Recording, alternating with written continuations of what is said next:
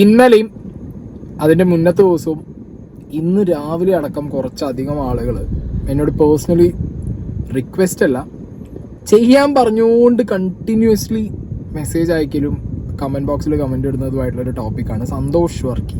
ആറാട്ടണ്ണൻ, നമ്മുടെ ആറാട്ടണ്ണൻ ഒരു ഇൻ്റർവ്യൂവിന് പോയ സമയത്ത് അവിടെ ആ ഇൻ്റർവ്യൂ ചെയ്യുന്ന ലേഡി ആയിട്ടുണ്ടായ ഒരു ഇൻട്രാക്ഷൻ കോൺവെർസേഷൻ, അതിനുശേഷം ആറാട്ടണ്ണൻ ഇട്ട ഒരു ഫേസ്ബുക്ക് വീഡിയോ. ഓക്കെ, അപ്പോൾ അതിൽ കുറേ പേരിനോട് പറഞ്ഞു, നിങ്ങളെന്താ ഇത് ചെയ്യാത്തത്, നിങ്ങൾ സാധാരണ സന്തോഷ് വർക്കി ആറാട്ടണ്ണൻ്റെ ഒക്കെ കണ്ടന്റുകൾ സ്ഥിരമായി ചെയ്യുന്ന ഒരാളല്ലേ. ആക്ച്വലി ഞാനിങ്ങനെ എന്താ പറയുക, വേണ്ട ഡ്രോപ്പ് ചെയ്യാം, ലൈക്ക് ആ ഡിസ്കഷൻ അവിടെ തീർന്നെങ്കിൽ അങ്ങനെ പോട്ട് എന്ന് പറഞ്ഞാൽ ഞാൻ ലിറ്ററലി എന്താ പറയുക, ഇനിയുള്ള ആറാട്ടണ്ണൻ്റെ വീഡിയോസ് ഞങ്ങൾ പേഴ്സണലി സംസാരിക്കുന്നുണ്ടല്ലോ, ആ ഒരു സ്പേസിൽ നിന്നോട്ടെ എന്ന് വിചാരിച്ചിട്ട് അങ്ങനെ വെച്ചതായിരുന്നു. അതാണ് ഞാൻ ചെയ്യാതിരുന്നത്. പക്ഷെ ഇതിപ്പോൾ കുറേ പേര് വന്നിട്ട് നിങ്ങൾ പറയാന്ന് പറയുമ്പോൾ ജസ്റ്റ് ഞാൻ എൻ്റെ ഒരു അഭിപ്രായം പറഞ്ഞിട്ട് പോകാം. ഓക്കെ, കാരണം സന്തോഷ് വർക്കി ആറാട്ടണ്ണൻ ആക്ച്വലി എന്താ എങ്ങനെയാന്നുള്ളത് ക്ലിയറായിട്ട് എനിക്കൊരു എൻ്റെതായുള്ളൊരു വിഷൻ ഉണ്ട് ആ ഒരു വ്യക്തിയിൽ. കാരണം മൂപ്പര് അങ്ങനെയാണ്. ഓക്കെ, ചില സമയത്ത് ഭയങ്കര സ്നേഹമായിരിക്കും, ചില സമയത്ത് മൂപ്പര് ഡെസ്പറേറ്റ് ആയിട്ട് അല്ലെങ്കിൽ മൂപ്പർക്ക് ഭയങ്കര സാഡായിട്ടിരിക്കുന്ന സിറ്റുവേഷനിൽ മൂപ്പരെ മനസ്സിലേക്ക് വരുന്ന പ്രീവിയസ് ഇൻസിഡൻസ്, മൂപ്പരെ ലൈഫിൽ തന്നെ സംഭവിച്ച പ്രീവിയസ് ഇൻസിഡൻസ്, അതിൽ മൂപ്പർക്ക് തോന്നുകയാണ് ഒരാൾ മൂപ്പരെ ഭയങ്കരമായിട്ട് വിഷമിപ്പിച്ചു തോന്നിയ ആ വ്യക്തി, അല്ലെങ്കിൽ മൂപ്പർക്കായിട്ട് തോന്നുകയാണ് ആ വ്യക്തി ഒരു നാലാളാണ്. അപ്പോൾ നിങ്ങൾക്ക് അറിയാമല്ലോ, പലരുടെയും പേരെടുത്ത് മൂപ്പര് വീഡിയോ ഇടുന്നു, അതിലൊന്ന് എന്നെ കുറിച്ച് വിടാറുണ്ട്. പക്ഷെ നെക്സ്റ്റ് ഡേ ആറാട്ടെണ്ണം വിളിച്ചിട്ട് പറയും, സോറി ഞാൻ ആ ഒരു സമയത്ത് അങ്ങനെ ഒരു വേറെ മെന്റൽ സ്റ്റേജിൽ ഇരുന്ന സമയത്ത് ഇട്ടതാണ്. അത് എനിക്ക് ആക്സെപ്റ്റബിൾ ആണ്. അപ്പം എന്നോട് പലരും ചോദിക്കും, ഈ ആറാട്ടെണ്ണം ചിലപ്പോൾ നിന്നെ കുറിച്ചൊരു നല്ലവൻ എന്ന് പറയും, ചിലപ്പോൾ നീ ചതിച്ചവൻ എന്ന് പറയും, രണ്ടും പറയുന്നുണ്ടല്ലോ ആറാട്ടെണ്ണം എന്ന് പറയും. അയാൾ അങ്ങനെയാണ്, ആ ബേസിക്കലി ആ മനുഷ്യൻ അങ്ങനെയാണ്. അപ്പോൾ ഞാൻ അങ്ങനെ തന്നെയാണ് എന്ത് ചെയ്യുന്നത്, ആക്സെപ്റ്റ് ചെയ്തത്. ഇപ്പോഴും ആ ഒരു ബ്രദർലി തിങ് ഞങ്ങൾ രണ്ടുപേരും തമ്മിലുണ്ടായിരുന്നു. അപ്പോൾ ആറാട്ടണ്ണൻ സന്തോഷ് വർക്കി ഈ ജാങ്കോ സ്പേസിൻ്റെ ഇൻ്റർവ്യൂവിന് പോകുന്നതിന് മുമ്പ് ഒരു 8:15 അന്നേ ദിവസം ഇൻ്റർവ്യൂ നടന്ന ആ ദിവസം 8:15 എന്നെ വിളിച്ചിട്ട് പറഞ്ഞു, ഞാൻ നീച്ചിട്ടേ ഉള്ളൂ, ടോയ്ലറ്റിലിരിക്കുന്ന സമയത്താണ് സന്തോഷ് വർക്കി വിളിക്കുന്നത്. അപ്പോൾ ആറാട്ടെണ്ണം വിളിച്ചിട്ട് എന്നോട് പറഞ്ഞു, ഞാനിങ്ങനെ ജാങ്കോ സ്പേസിൻ്റെ ആ ഒരു ലേഡീനെ കാണാൻ പോവാണ്, നിങ്ങൾ എൻ്റെ ഫേസ്ബുക്ക് പോസ്റ്റ് കണ്ടിരുന്നു എന്ന് ചോദിച്ചു. അപ്പോൾ ഞാൻ അങ്ങനെ ജസ്റ്റ് ഇങ്ങനെ കണ്ടു, ജസ്റ്റ് ഒന്ന് വായിച്ചിട്ട് വിട്ടു ഞാൻ. അപ്പോൾ അതായത് ഒരു ലേഡിയെ കുറിച്ചാണ്, മറ്റേ പെരേരേനെ ഇൻ്റർവ്യൂ ചെയ്തൊരു ഇൻ്റർവ്യൂവർ ലേഡിയെ അങ്ങേർക്ക് ഇഷ്ടം, ആ ഒരു രീതിയിലുള്ള ഒരു സംഗതി. ഞാൻ ജസ്റ്റ് തന്നെ ഒരു ഗ്ലിംസ് മാത്രമേ ഉള്ളൂ വായിച്ചു പോയിട്ടുണ്ടായിരുന്നുള്ളൂ ഫേസ്ബുക്ക് പോസ്റ്റ്. അപ്പോൾ ഞാൻ അവിടെ പോവാണ്, ഞാൻ പ്രപ്പോസ് ചെയ്യാൻ പോവാന്നൊക്കെയാണ് അങ്ങേരിനോട് പറഞ്ഞത്. അപ്പോൾ സാധാരണ രീതിയിൽ ഞാൻ എന്തെങ്കിലുമൊക്കെ പറഞ്ഞു കൊടുക്കും. ഞാൻ ഈ കോൺവെർസേഷനിൽ ഞാൻ ഒന്നും മിണ്ടില്ല. അപ്പം എന്നോട് പറഞ്ഞു, നിങ്ങൾ എനിക്ക് വേണ്ടി പ്രാർത്ഥിക്കണം എന്ന് പറഞ്ഞു. ഞാൻ ഒന്നും മിണ്ടില്ല, ഓക്കെ എന്നാൽ വിട്ടോ നിങ്ങൾ പറഞ്ഞിട്ട് ഞാൻ കോള് കട്ട് ചെയ്തു. ഒന്നാമത് ഞാൻ നീച്ചിട്ടേ ഉള്ളൂ. പിന്നെ ഞാൻ ഇങ്ങനെ മനസ്സിൽ വിചാരിച്ചു, ഞാനൊന്നും പറയുന്നില്ല, കാരണം ഞാൻ പറഞ്ഞു കഴിഞ്ഞാൽ ഇനി അങ്ങേര് ചിലപ്പോൾ അവിടെ പോയി ഇൻ്റർവ്യൂ ചെന്നിട്ട് അത് പറയും, അല്ലാന്നുണ്ടെങ്കിൽ ചിലപ്പോൾ ഇൻ്റർവ്യൂവിൽ വേറെ എന്തെങ്കിലും സംഭവിച്ചാൽ വീട്ടിൽ വന്നിട്ട് ചിലപ്പോൾ സീക്രട്ട് ഏജൻറ്റ് പറഞ്ഞു എന്ന് പറയും. പല സിറ്റുവേഷനിലും അത് ഉണ്ടായിട്ടുണ്ട്. അപ്പോൾ വേണ്ട, ഞാനത് ഒഴിവാക്കി. എന്നിട്ട് നേരെ നമ്മുടെ ഒരു വാട്സാപ്പ് ഗ്രൂപ്പിൽ സന്തോഷ് വർക്കി ആറാട്ടണ്ണനെ കുറിച്ചിട്ട് ഈ ഇൻ്റർവ്യൂ ചെയ്യുന്ന ലേഡി വേറെ ആർക്കോ, ഒരു വ്ളോഗർക്കോ അല്ലെങ്കിൽ വേറെ ആരുടെയോ ഇൻസ്റ്റാഗ്രാം ഹാൻഡിൽ സന്തോഷ് വർക്കി ആറാട്ടണ്ണൻ എന്നെ കുറിച്ച് ഇങ്ങനെ ഒരു പോസ്റ്റ് ഇട്ടിരുന്നു. അപ്പോൾ ഞാനത് കണ്ടു, നമുക്ക് നേരിട്ട് അങ്ങനെ ഒരു ടോണിൽ സംസാരിച്ചിട്ടുള്ള അവരുടെ ഒരു വീഡിയോ നമ്മുടെ ഒരു വാട്സാപ്പ് ഗ്രൂപ്പിൽ വന്നിട്ടുണ്ടായിരുന്നു. അപ്പം ഞാൻ അതിനടിയിൽ വോയിസ് നോട്ട് ഇട്ടിട്ടുണ്ടായിരുന്നു. ഞാനൊന്നും പറയുന്നില്ല, ഞാൻ അങ്ങേരെന്നെ വിളിച്ചിട്ടുണ്ടായിരുന്നു.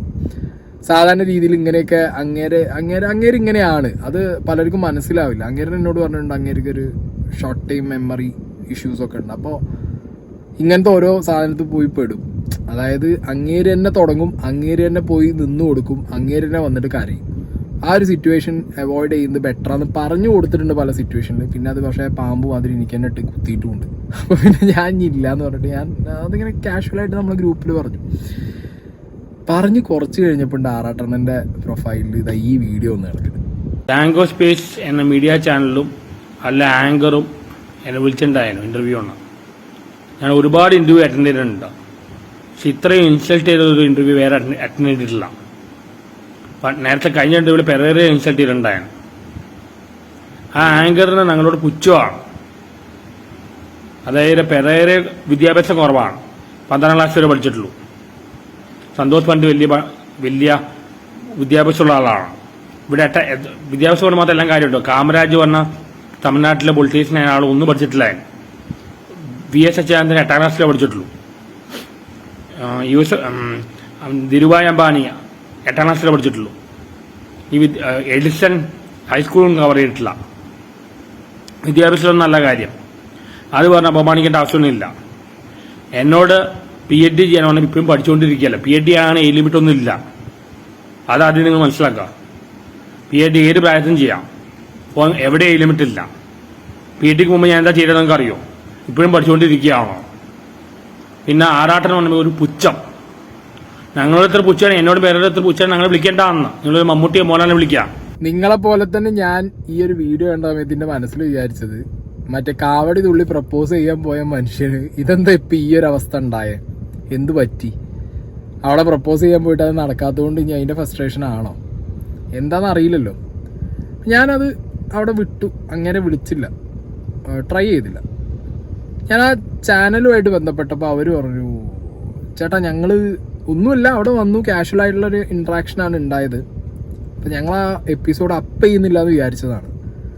പക്ഷെ ഇപ്പം ഇങ്ങനെ വന്നിട്ട് ഇങ്ങനെ നമ്മൾ ഇൻസൾട്ട് ചെയ്തു എന്നൊക്കെ പറഞ്ഞിട്ട് വീഡിയോ അങ്ങനെ ഇട്ടപ്പോൾ നമ്മളത് അപ്പ് ചെയ്യുന്നു.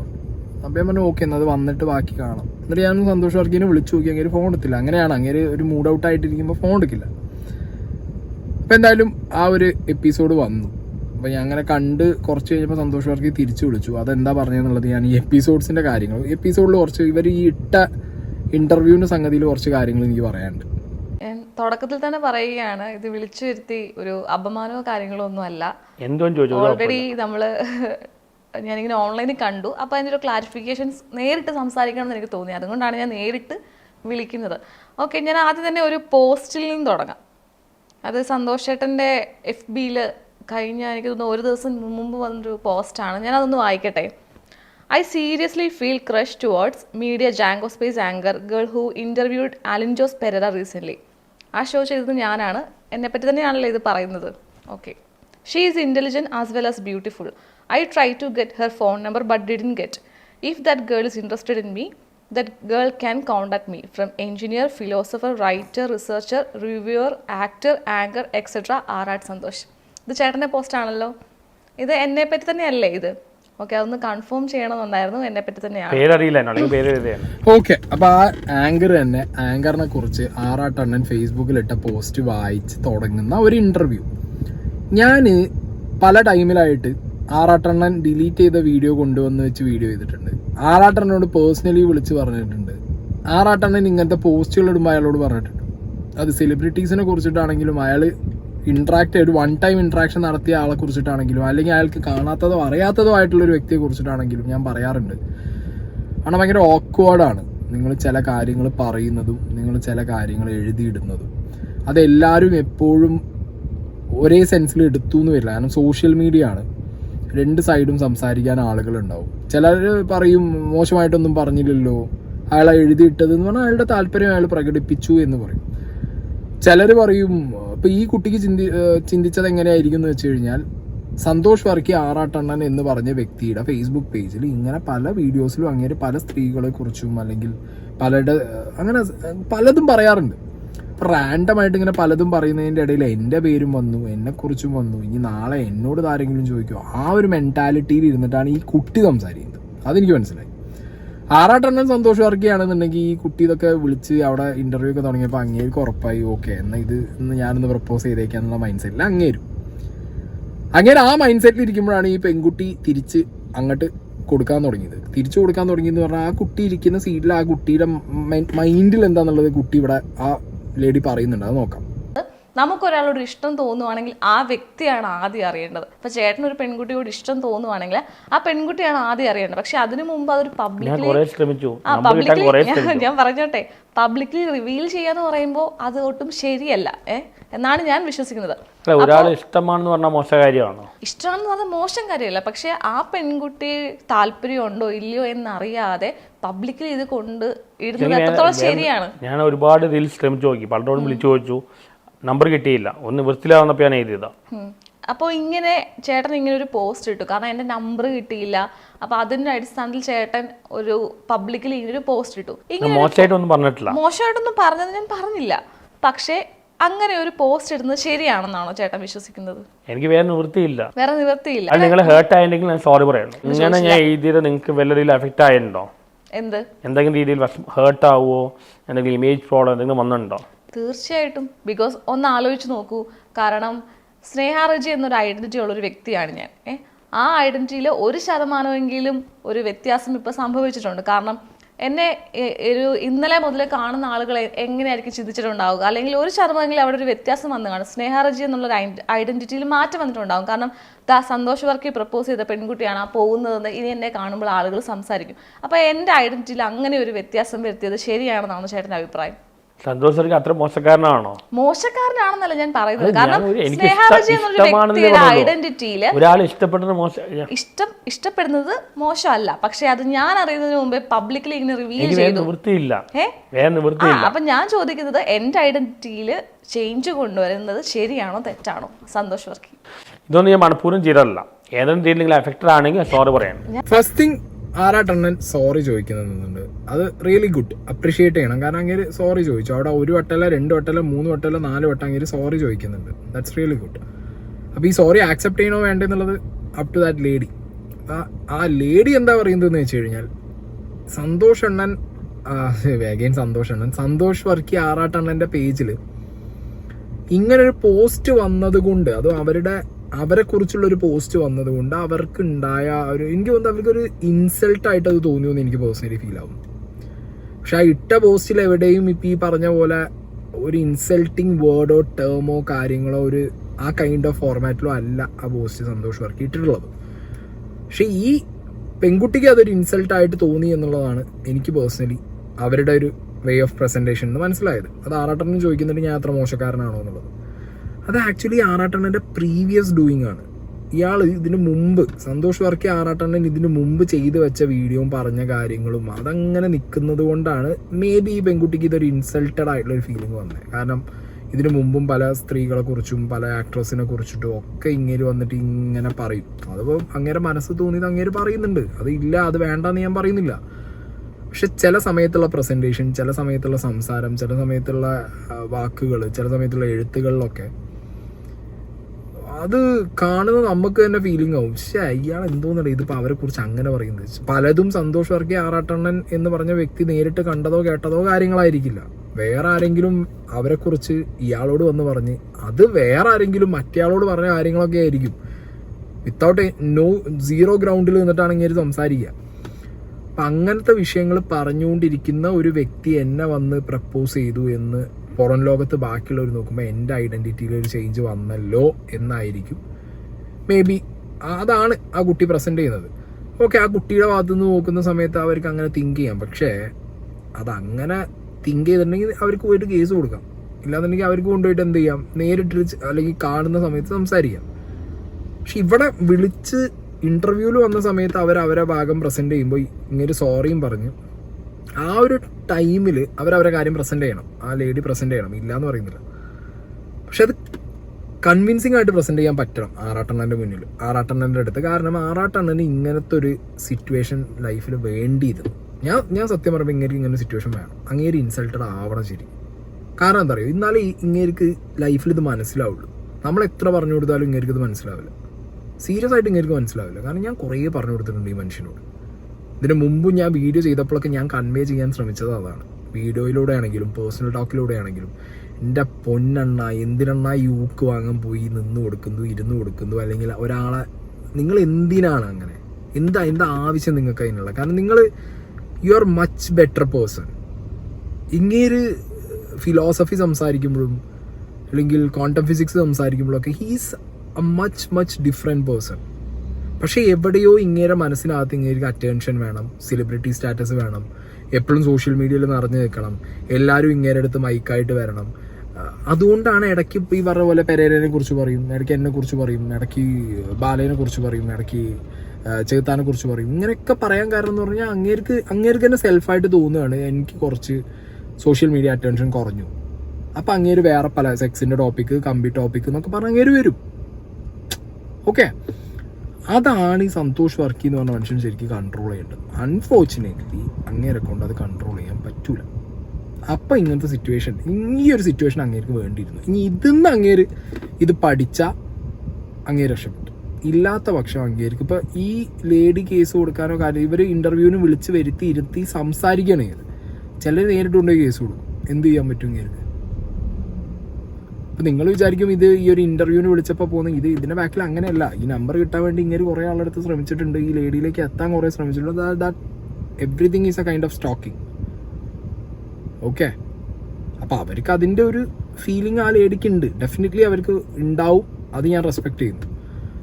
അത് അവർ കൃത്യമായിട്ട് പ്രസൻറ്റ് ചെയ്യാൻ പറ്റിയോന്ന് വെച്ച് കഴിഞ്ഞാൽ അത് ആറാട്ടന് മനസ്സിലായോ എന്ന് എനിക്കറിയില്ല.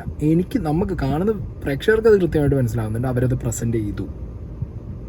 അത് ഡെഫിനറ്റ്ലി ആറാട്ടണ്ണന് ഹേർട്ടായിട്ടുണ്ടാവും, അല്ലെങ്കിൽ ഒരു ഷെയിംഫുൾ ഫീലിംഗ് വന്ന് കാണും. പക്ഷെ ഇതുകൊണ്ട് ആറാട്ടണ്ണൻ മാറണം എന്നാണ് ഞാൻ പറയുന്നത്, സീരിയസ്ലി. കാരണം നിങ്ങൾക്ക് ഇനി ഇങ്ങനത്തെ ഒരു അവസ്ഥ വരാൻ പാടില്ല. കാരണം you are much much much better person, intellectually ബെറ്ററാണ്. നിങ്ങൾ സംസാരിക്കുമ്പോൾ ഒരു നല്ല സ്നേഹമുള്ള ഒരു മനുഷ്യനാണ്. പക്ഷെ എവിടെയോ ഈ പറഞ്ഞ പോലെ എനിക്ക് ഫെയിമിൽ നിൽക്കണം, അല്ലെങ്കിൽ എനിക്ക് വൈറലായിട്ട് നിൽക്കണം എന്ന് നിങ്ങൾ എത്രയൊക്കെ, ഞാൻ എന്താ പറയുക, അങ്ങോട്ട് കരുതിക്കുട്ടി വൈറലായതല്ല, എന്നെ നിങ്ങൾ ആക്കിയതാന്ന് പറയുകയാണെങ്കിലും ഇപ്പം നിങ്ങൾ ഇതിൽ നിൽക്കാൻ വേണ്ടിയിട്ട്, ഇതിൽ സസ്റ്റെയിൻ ചെയ്യാൻ നിങ്ങളത് ആക്സെപ്റ്റ് ചെയ്യണം. അല്ലെങ്കിൽ നിങ്ങൾ പറയണം, ഓക്കെ ഞാൻ ഇങ്ങനത്തെ ഗിമിക്ക് സ്റ്റണ്ട് കാണിച്ച് ഞാൻ നിൽക്കും. അല്ലെങ്കിൽ കാണുന്ന പ്രേക്ഷകർ മനസ്സിലാക്കണം. അല്ലാതെ മൂപ്പരെ പോയി തെറി വിളിച്ചിട്ടോ മൂപ്പരെ അച്ഛനെ പോയി തെറി വിളിച്ചിട്ടോ നോ യൂസ്, കാര്യമില്ല. ബാക്കി കൂടി കാണാം. അപ്പം ഇത്രയും നേരം ഇത്രയും കാര്യങ്ങൾ സംസാരിച്ചു. ചേട്ടൻ ഒരിക്കൽ പോലും എന്നോട് ചോദിച്ചില്ല തനിക്ക് താല്പര്യം ഉണ്ടോന്ന്. ബി കൈൻഡ് ആൻഡ് ഫ്രാങ്ക് എന്ന് പറയും.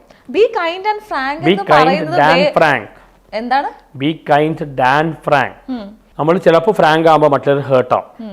ഞാൻ വളരെ ഫ്രാങ്ക് ആയിട്ടുള്ള ആളാണ്. പക്ഷെ വേറെ ആളെ ഹേർട്ട് ചെയ്യാൻ വേണ്ടി ഡിപ്ലോമാറ്റിക് ആയിട്ടുണ്ടോ? പക്ഷെ ഞാൻ ഒരു കാര്യം ചോദിക്കട്ടെ, ഒരു 10 പേര് എന്നോടൊന്നും ഇഷ്ടം പറയുന്നു, എനിക്ക് 10 പേരെ സ്വീകരിക്കാൻ പറ്റൂ? ഇല്ല. എനിക്ക് വേണ്ടുന്ന ആളെ മാത്രമല്ല എനിക്ക് സ്വീകരിക്കാൻ പറ്റൂ. ആ 10 പേരിൽ എൻ്റെ ആൾ ആരാണെന്ന് കണ്ടുപിടിച്ചാലേ എനിക്ക് സ്വീകരിക്കാൻ പറ്റൂ. അപ്പൊ എനിക്ക് എങ്ങനെ ഈ 10 പേരോട് ഒന്നിച്ച് വരുമ്പോൾ സ്വീകരിക്കാൻ പറ്റും? ഇപ്പൊ ചേട്ടൻ ഉൾപ്പെടെ ഒരു 10 പേര് എന്നോട് ഇഷ്ടമാണെന്ന് പറയുന്നു, എനിക്കിപ്പോ എല്ലാവരോടും ഇഷ്ടമാണെന്ന് പറയാൻ പറ്റുമോ? അപ്പൊ ആ 10 പേര് ഞാൻ വേദനിപ്പിക്കുകയല്ലേ ചെയ്യുന്നത്? ഫ്രണ്ടായിട്ടോ ഏതെങ്കിലും കാണാം. അതെങ്ങനെ എനിക്ക് ഫ്രണ്ടായിട്ട് കാണാൻ പറ്റും? ഒരു ഫ്രണ്ടിനെ തിരഞ്ഞെടുക്കുമ്പോൾ നമ്മൾ കുറെ കാര്യങ്ങൾ നോക്കണമല്ലോ, അല്ലെങ്കിൽ അതും കുറെ നാളത്തെ ഇന്ററാക്ഷൻ ശേഷം അല്ലേ ഇതെന്റെ ഫ്രണ്ട് ആണെന്ന് പറയാൻ പറ്റും. എനിക്ക് ഇന്ററാക്ട് ചെയ്യാൻ കുറച്ച് ചാൻസ് തരുമോ? ഞാൻ പറയട്ടെ, ഇപ്പം എനിക്ക് ഇവിടെ എൻ്റെ ഒരു വർക്ക് ലൈഫിൽ കുറെ ആളുകളുണ്ട്, അതെല്ലാം എൻ്റെ കൊളീഗ്സ് ആണ്. എനിക്ക് അങ്ങനെ പറയാൻ പറ്റും, അല്ലെങ്കിൽ ഇന്ന ആളിന്റെ ഫ്രണ്ട് ആണെന്നും എനിക്ക് പറയാൻ പറ്റില്ല. കാരണം എല്ലാത്തിനും അതുകൊണ്ടാണ് നമ്മൾ വേർഡ്സ് യൂസ് ചെയ്യുന്നത്. Colleagues, classmates, friends. ഇപ്പൊ എല്ലാവരെയും കയറി നമുക്ക് ഫ്രണ്ട്സ് എന്ന് വിളിക്കാൻ പറ്റില്ല, മനസ്സിലായോ? ഇപ്പോൾ സന്തോഷേട്ടൻ പറഞ്ഞു ഒറ്റയടിക്ക് ജമ്പ് ചെയ്യില്ല. പക്ഷെ സന്തോഷേട്ടൻ ഇവിടെ എക്സാക്ട്ലി ചെയ്തേക്കുന്ന കാര്യം എന്താണ്? ഞാൻ എന്താണെന്ന് അറിയാതെ, എന്നെ ഒന്ന് കംഫർട്ടബിൾ ആക്കാൻ ശ്രമിക്കാതെ ഒറ്റയടിക്ക് ഫേസ്ബുക്കിൽ കൊണ്ടൊരു പോസ്റ്റ് ഇട്ടേക്കുന്നു. ആ കുട്ടി പറഞ്ഞ കാര്യത്തിൽ അവരുടെ സൈഡിൽ നിന്ന് നോക്കുമ്പോൾ എനിക്കതിലൊരു കറക്ഷനോ അല്ലെങ്കിൽ അതിന് മുകളിൽ കയറി സംസാരിക്കാനോ ഇല്ല. കാരണം അവർ പറഞ്ഞത് സന്തോഷ് വർക്ക് തന്നെ പറയുന്നുണ്ട്, സമയമെടുത്ത് സംസാരിച്ച് മെല്ലെ നമ്മൾ ഗ്രാജുവലി ഒരാളെ കംഫർട്ടാണോ ആ സോൺ കംഫർട്ടാണോ നമ്മളൊപ്പം ഉള്ളതെന്നൊക്കെ നോക്കിയിട്ടേ നമ്മൾ പ്രപ്പോസ് ചെയ്യാൻ പാടൂ, ഇല്ലെങ്കിൽ നമ്മൾ ഇഷ്ടം തുറന്നു പറയാൻ പാടൂ, അറ്റ്ലീസ്റ്റ് അവർ അപ്രോച്ച് ചെയ്യാൻ പാടൂ എന്നൊക്കെ സന്തോഷ് വർക്ക് തന്നെ പറയുന്നുണ്ട്. അപ്പോൾ ആ ലേഡി തിരിച്ചു ചോദിക്കുന്ന ചോദ്യം ഇറ്റ്സ് വാലിഡ് തിങ്, അങ്ങനെ പറയാൻ പറ്റൂ. കാരണം കംഫർട്ട് സോണിൽ ആക്കിയിട്ടേ ഇല്ല നിങ്ങൾ എന്നെ, ഒറ്റയടിക്ക് ഫേസ്ബുക്കിൽ കൊണ്ടുപോയി പോസ്റ്റ് ഇട്ടതാണ്. ഡെഫിനറ്റ്ലി അത് തന്നെയാണ് അയാൾ ചെയ്തത്. പക്ഷെ ഇതൊക്കെ കേട്ടിട്ടും വീണ്ടും ആറാട്ടെണ്ണം അവിടെ ഇരുന്നിട്ട് വീണ്ടും കെഞ്ചുന്ന പോലെ തോന്നി എനിക്ക് ആ കുട്ടിയോട്. പിന്നെ ഏറ്റവും ലാസ്റ്റ് ആയപ്പോഴത്തേക്കാണ് അങ്ങേർക്ക് കാര്യമാണ് ഇങ്ങേർക്ക് ഇതാണ് പ്രശ്നം. അങ്ങേർക്ക് കുറച്ച് വഴുകും, കുറച്ച് ലേറ്റായിട്ടാണ് കാര്യങ്ങൾ മനസ്സിലാവുക. ആൻഡ് ഈ കാര്യങ്ങൾ മനസ്സിലാക്കിയാലും അൺഫോർച്ചുനേറ്റ്ലി അങ്ങേർക്ക് വീണ്ടും ഏതെങ്കിലും ഒരു സിറ്റുവേഷനിൽ അങ്ങേര് വീണ്ടും പഴയ പോലെയാവും. അതങ്ങനെ ആവാതിരിക്കുക. കാരണം നമ്മുടെ ഒരു ആക്ട് കാരണം വേറൊരാൾക്ക് ഹേർട്ടായിട്ടുണ്ടെന്നുണ്ടെങ്കിൽ സോറി ചോദിച്ചു, അത് ഡെഫിനറ്റ്ലി സന്തോഷ് വർക്ക് ചെയ്തു. Santhosh Varkey move on, that's it. കാരണം എത്രയോ നിങ്ങളുടെ ലൈഫ് ഇനിയും മുന്നിക്കില്ലേ, നമ്മുടെയൊക്കെ ലൈഫ് മുന്നിക്കുന്നുണ്ട്. സോ ജസ്റ്റ് നെക്സ്റ്റ് പേഴ്സൺ, ഇത്രയേ ഉള്ളൂ. അല്ലാതെ ഇത് ഇങ്ങേര് ഇപ്പം ഈ പറഞ്ഞ പോലെ എല്ലാവരും എല്ലാം വളരെ കോംപ്ലിക്കേറ്റഡ് ആക്കാതെ പ്രശ്നങ്ങളില്ല എന്നുള്ള രീതിയിലൊന്നും മുന്നോട്ട് പോകുന്നില്ല. അപ്പം ഇങ്ങനെ ഈ പോസ്റ്റ് ഇടുന്ന ഏതെങ്കിലും ഒരു സെലിബ്രിറ്റി പോയിട്ടൊരു കേസ് കൊടുത്താലും ഇങ്ങനെ പെടും. ഇങ്ങനെ ഏറ്റവും വലിയ പേടി അതാ. ആരെങ്കിലും ഇപ്പം ഈ ഇൻ്റർവ്യൂ വേണ്ടാണെങ്കിലും അങ്ങനെ റിപ്പീറ്റഡ്ലി ചോദിക്കുന്നത് ഈ കുട്ടി കേസ് കൊടുക്കുമോ എന്നാണ്. ഓക്കെ, അപ്പം ആ ഒരു പേടി ഇങ്ങനെ മനസ്സിനകത്തുണ്ട്. പിന്നെ ഇപ്പം ഈ പറഞ്ഞ പോലെ ഞാൻ പറയുമ്പോൾ ഇങ്ങനെയൊക്കെ ഇതിൻ്റെ ഒരു ആവശ്യം ഉണ്ടായിരുന്നു, ഇങ്ങനെ ഒരു തലയ്ക്കൊരു കൊട്ട് കിട്ടണ്ട. എന്തായാലും അങ്ങനെയൊക്കെ കിട്ടി. പക്ഷേ feeling very sorry for him. കാരണം Santhosh Varkey is a much എന്താ പറയുക, ഭയങ്കര എന്താ പറയുക, ഇൻ്റലക്ച്വൽ എന്ന് പറഞ്ഞാലും പറ്റില്ല. അത് ലൈക്ക് അയാൾക്ക് നല്ല വേറൊരു മനുഷ്യനാണ് അയാൾ. അത് നിങ്ങൾ ഈ ഹാഷ് ക്രോയിൽ അന്നത്തെ ഇൻ്റർവ്യൂ കണ്ടാൽ നിങ്ങൾക്ക് മനസ്സിലാവും. അയാൾ വേറെ കുറേ കാര്യങ്ങളൊക്കെ അറിയാം, അയാൾക്ക് ചിന്തിക്കുന്നുണ്ട്. അയാൾ അത്രയും എഡ്യൂക്കേറ്റഡ് ആടെ ശരിക്കും. നിങ്ങൾ കളിയാക്കേണ്ട ആവശ്യമൊന്നുമില്ല. അങ്ങനെ ഞാൻ എന്താ പറയുക, ഒരു പോയിന്റിൽ ഞാൻ ഒരു ദിവസം എനിക്ക് തോന്നി രാത്രി ഞങ്ങൾ സിനിമേനെ കുറിച്ചിട്ടൊരു നൈറ്റിലൊരു വീഡിയോ ഇട്ടിട്ടുണ്ടായിരുന്നു. അതിന് ശേഷം ഞാനും സന്തോഷ് വർക്കിയും കൂടി ഒരു 10 മിനിറ്റ് അതിന് ശേഷം ഉണ്ട്. ആ വീഡിയോ കട്ട് ചെയ്തതിന് 10 മിനിറ്റേ സംസാരിച്ചിട്ടുള്ളൂ. ആ വീഡിയോയിൽ സിനിമേനെ കുറിച്ച് പറഞ്ഞൊന്നുമില്ല. അങ്ങേർക്ക് കുറെ കൂടുതൽ കാര്യങ്ങൾ ഇൻഡെപ്തായിട്ട് പറയാനും സംസാരിക്കാനും അറിയുന്ന ഒരു വ്യക്തി. ഞാൻ തന്നെ ചില വൊക്കാബുലറി എൻ്റെ ഇല്ല. അങ്ങനെ അത്രയും ആണ്. അങ്ങനെ ആ ഒരു സോണിൽ കൊണ്ടുപോയി വെച്ച് സംസാരിച്ചാണ്ടല്ലോ. ഞാൻ പറഞ്ഞ വ്യൂവർഷിപ്പിൽ നമ്മളുടെ ഒരു 75-80% ആളുകൾക്കും ഇങ്ങനെ പറയുന്നത് മനസ്സിലാവില്ല. അത്രത്തോളം അയാൾക്ക് ഉണ്ട്. പക്ഷേ ഇപ്പം ഈ പറഞ്ഞ പോലെ പ്രാക്ടിക്കൽ ലൈഫിൽ ഇപ്പം ഉള്ള സൊസൈറ്റിയിലെ റിയൽ ലൈഫിൽ അങ്ങേർക്ക് ഈ സാധനങ്ങൾ ഇംപ്ലിമെൻ്റ് ചെയ്യാനുള്ള സ്കില്ലില്ല അങ്ങേർക്ക്. അങ്ങനെ പ്രശ്നം വരും. നമ്മളൊക്കെ കുറച്ചും കൂടി സ്ട്രീറ്റ് സ്മാർട്ടാണ്. സന്തോഷ് വർക്കി സ്ട്രീറ്റ് സ്മാർട്ട് അല്ല. അതാണ് ഞാൻ കണ്ടൊരു വ്യത്യാസം.